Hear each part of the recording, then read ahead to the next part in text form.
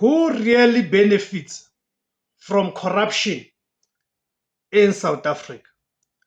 Who are the main beneficiaries of the corruption that is on the industrial scale here in South Africa?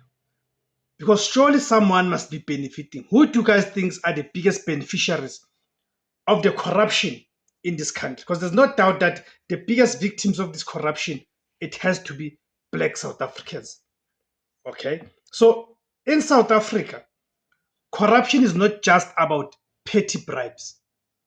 It is a sophisticated, systematic machinery, right?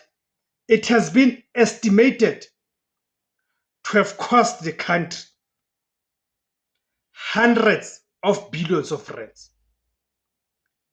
Money that should have been